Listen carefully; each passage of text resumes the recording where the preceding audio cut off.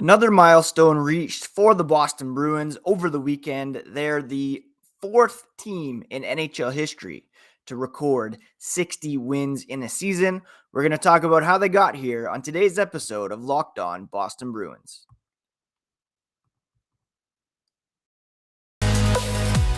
You're Locked On Bruins, your daily podcast on the Boston Bruins. Part of the Locked On Podcast Network, your team every day.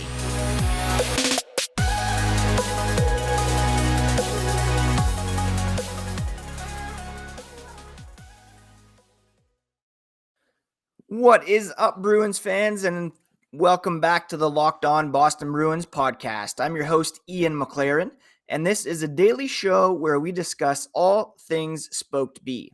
Today is Monday, April 3rd, and I want to thank you so much for making Locked On Bruins part of your day, every day. Biggest month in the history of the podcast back in March, and we're hoping to hit even new highs here in April as the playoffs approach. Please do subscribe on your favorite podcast app as well as on YouTube so that you never miss a thing here on Locked On Boston Bruins, part of the Locked On Podcast Network, your team every day. The Bruins played 2 games over the weekend, 2 road wins without some key players in the lineup. We're going to talk about that as well as look at the week ahead. On today's podcast, I want to remind you first that you can follow along on Twitter and Instagram at Locked NHL Bruins.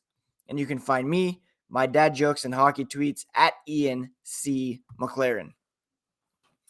All right, so a pair of road games played on the weekend by our Boston Bruins.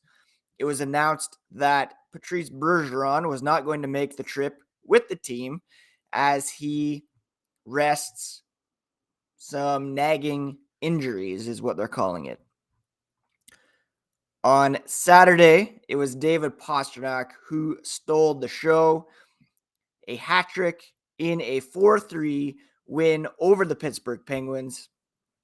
And just unbelievable highs hit for this guy. He's now got 56 goals on the season, which puts him 5th all-time on the Bruins' single-season goals list. He's now 5 back of Phil Esposito, who has the 4 highest or most prolific seasons in Bruins history. 76 goals back in 70-71, 68 goals in 73-74, 66 goals in 71-72, and 61 goals in 74-75. The Bruins have 5 games remaining. It's very possible that Pastrnak could hit or eclipse that 61 goal mark set by Esposito back in the 70s. He had the hat trick in this game, the game-winning goal. He reached the 100-point mark for the first time in his career.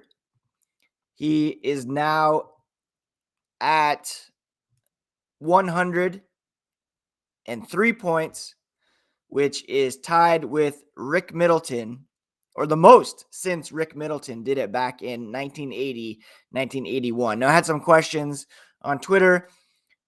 How far is he from the single-season all-time record? Well, still quite far. Our boy Esposito had those 76 goals, 76 assists for 152 points in a single season for the Bruins back in 70-71. The closest, most recent player to put up huge numbers was Adam Oates in 92-93. He had 142 points that season. And then, he also had 112 points back in 93-94. That perhaps is a bit more in reach for Pastrnak, who's now at 103. He needs 9 points over the last 5 games to match Adam Oates. Bunch of Phil Esposito seasons up there, Bobby Orr. But some people forget how good Adam Oates was in black and gold. Him and Cam Neely putting up ridiculous numbers together back in the 90s. Pasternak's third goal was the game winner on this day, 14th career hat trick. He's now tied with Cam Neely for second most in Bruins history. Phil Esposito holds the number one spot with 26. An underrated part of this game was Pavel Zacha recording 3 assists. He's got 53 points on the season so far, smashing his previous career high, I should say, and giving the Bruins and us fans some confidence that he can, if very realistically, Patrice Bergeron, David Krejci aren't back next season, Zacha will be playing some prime minutes at center for this team at some point over the course of his contract extension, and he proved to be up to the task. What a move by Don Sweeney back in the summer, trading Haula for Zacha 1-for-1. That just such a strong move for Sweeney there. All the praise, however, being heaped on Pasta for good reason. Put the team on his back, stepped up, having a career season, one of the best in franchise history.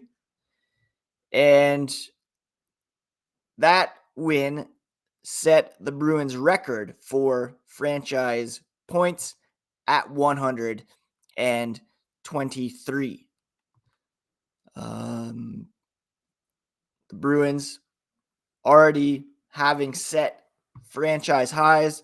Again, setting another one with most points in franchise history in a single season up to that point.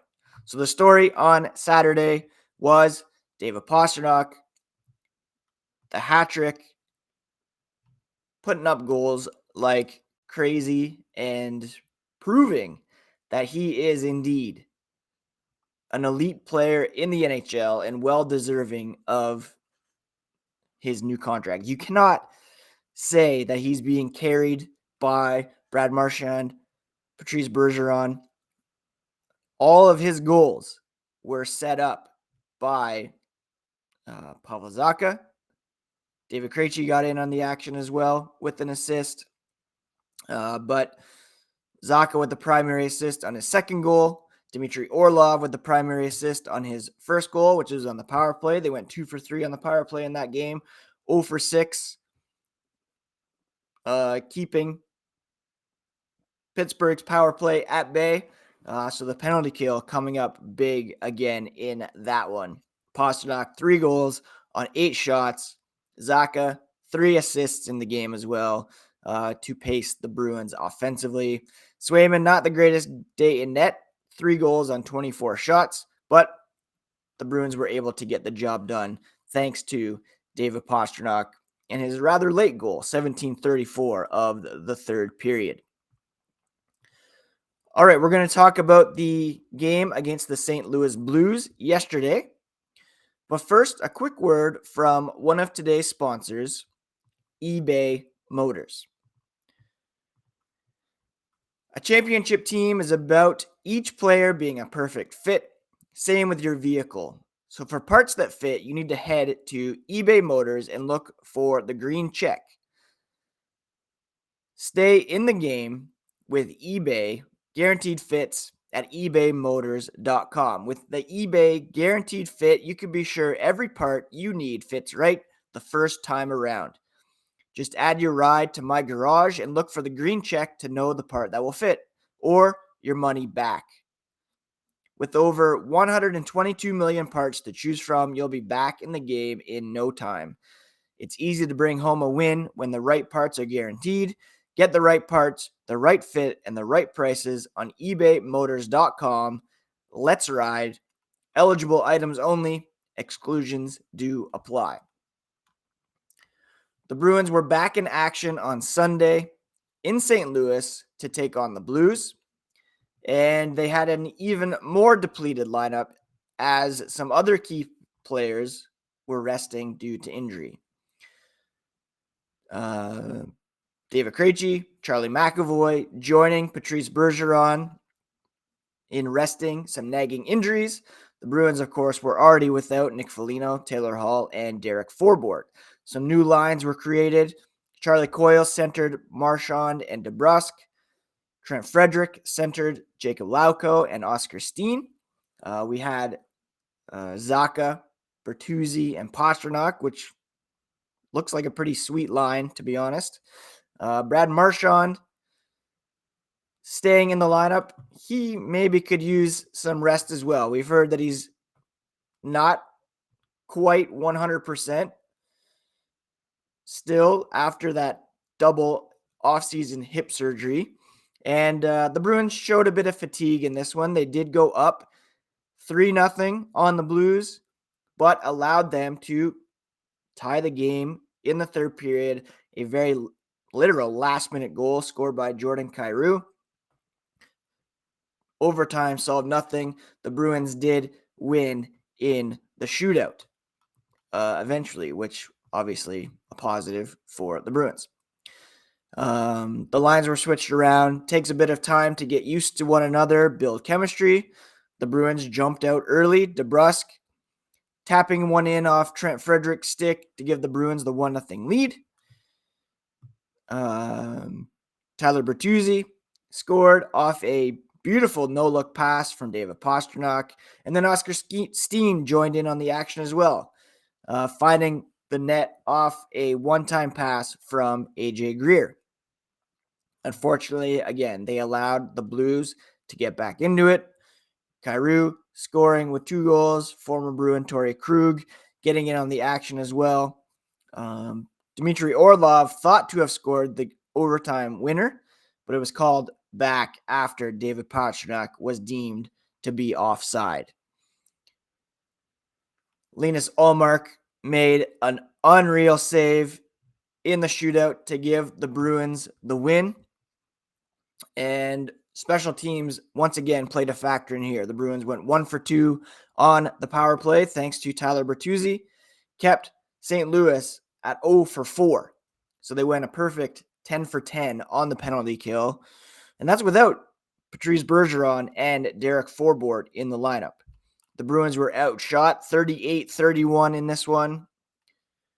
But still, that next man up mentality, points up and down the lineup. Trent Frederick leading the way with 2 assists.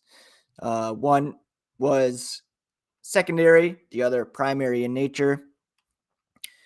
And Jake DeBrusk, AJ Greer leading the way with 4 shots apiece. Dmitry Orlov led the team with 25 minutes and 11 seconds, just a bit more than Hampus Lindholm. And Linus Ullmark, 35 saves on 38 shots for a .921 save percentage. Overall, obviously, again, a net positive weekend for the Bruins. They now have 60 wins on the season, the 4th team in NHL history to hit that mark. I've seen a lot of people in my mentions when I talk about how many wins they have saying, well, there's the extra point. Teams have to win these days, whereas back in the day, there used to be ties. So let's look just at the shootout era. The Bruins now second behind the Tampa Bay Lightning from 2018-2019. They had 62 wins, 128 points. The Bruins, 50 wins in regulation, which is second only to the 2005-2006 Detroit Red Wings, who had 58 wins that season. So they're not just dining out on the extra point. They have already more regulation wins than those Tampa Bay Lightning back in 2018-2019, with 5 games yet to play. They need 3 wins over their next 5 games to set the all-time wins record, which is shared by that Lightning team and the 95-96 Red Wings. They need 3 points in order to eclipse those Tampa Bay Lightning.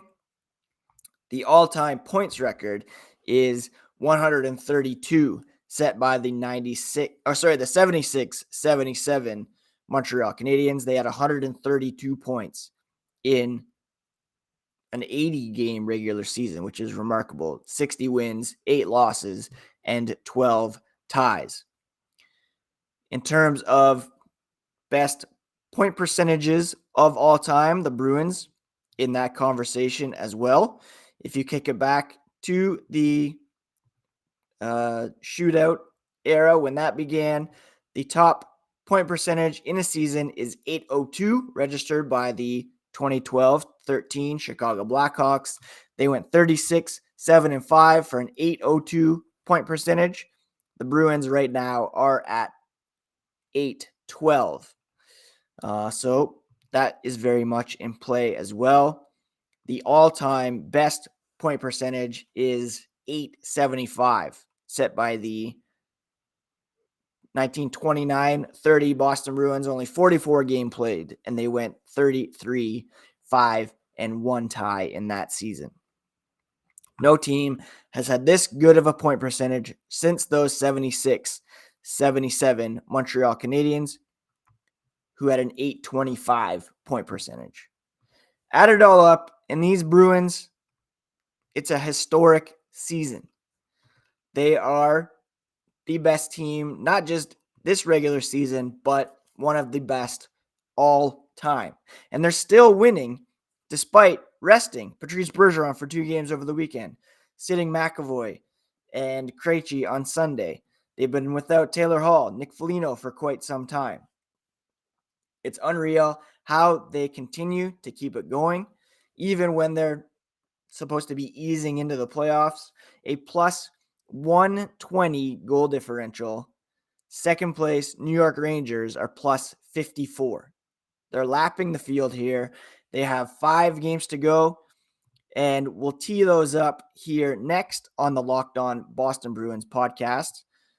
But first, a word about today's other sponsor, which is our friends over at Athletic Greens. Now, Athletic Greens is an all-in-one stop for your gut health, nervous system, immune system, energy, recovery, focus, aging, all the things. With one delicious scoop of AG1, you can absorb 75 high-quality vitamins, minerals, whole food-sourced superfoods, probiotics, and adaptogens to help start your day right. It costs you less than $3 a day. You're investing in your health, and it's cheaper than a cold brew habit. It's cheaper than getting all the different supplements by yourself. You can invest in an all-in-one nutritional insurance system. And right now, you can reclaim your health, arm your immune system with convenient daily nutrition, just 1 scoop in a cup of water every day. That's it. No need for a million different pills and supplements to look out for your gut health. To make it easy, Athletic Greens is giving you a free 1-year supply of immune-supporting vitamin D and 5 free travel packs with your first purchase. All you have to do is visit athleticgreens.com/NHL Network. That's athleticgreens.com/NHL Network to take ownership over your health and pick up the ultimate daily nutritional insurance. All right, the Boston Bruins mercifully get a few days off here after playing back-to-backs every weekend for the last month, as well as 4-game weeks since the first or second week of March. They're off today, off tomorrow, off Wednesday, back in action on Thursday when they will host the Toronto Maple Leafs. As I said earlier, they have 5 games remaining. They need 3 wins to set the all-time wins record and 3 points to match Tampa Bay from a couple years ago. A couple tough tests, to be sure, on the schedule. The Toronto Maple Leafs, New Jersey Devils, Friday and Saturday. The Saturday game, an 8 p.m. start on ESPN Plus and ABC. So some primetime action there. They will also have another back-to-back this weekend. They'll travel to Philadelphia to take on the Flyers Sunday evening. And then they'll finish off at home against the Capitals and then on the road next Thursday against the Montreal Canadiens. Now, the Maple Leafs, they're locked into their playoff round. They will be playing the Tampa Bay Lightning in the first round. They've already started to do some load management as well. Mitch Marner sitting out over the weekend. So we could get some weird looking lineups in that game. New Jersey Devils still playing for first place in the Metropolitan Division. They're 3 points back of Carolina with one more game played. So they're still in a race there. So that could be a competitive game on Saturday. Flyers, Capitals, and the Canadiens all near the bottom of the Eastern Conference, bottom of the league, in fact. Philadelphia 26th, Washington 24th, Montreal 28th. So those are three very winnable games, and it could come down to the last game of the season against the Montreal Canadiens. The last couple of years, they've had really interesting lineups, basically AHL lineups. So it'll be interesting if some AHL guys are playing prominent roles in trying to break that all-time record. Georgi Merkulov, maybe, Fabian Lysell. That would be pretty interesting, to say the least, and that will be a game to keep an eye on. Speaking of Providence, Mason Lohrei signing an ATO with the Providence Bruins, not signing an ELC in order to not burn a year off his entry-level contract. So he'll spend the balance of the season down in Providence, yet to make his pro debut, but that could be coming this week. So make sure to keep an eye on the P Bruins to see how our boy Lohrei fares down there. All right, that is it for today's episode, my friends. Thank you so much for joining me here on Locked On Boston Bruins, your favorite team every single day. At tomorrow's program, we will do the Eastern Conference Power Rankings, take an updated look at the playoff picture, and also, just bring you all the latest here on the Black and Gold on Locked On Boston Bruins, part of the Locked On Podcast Network, your favorite team every single day. Take care, friends.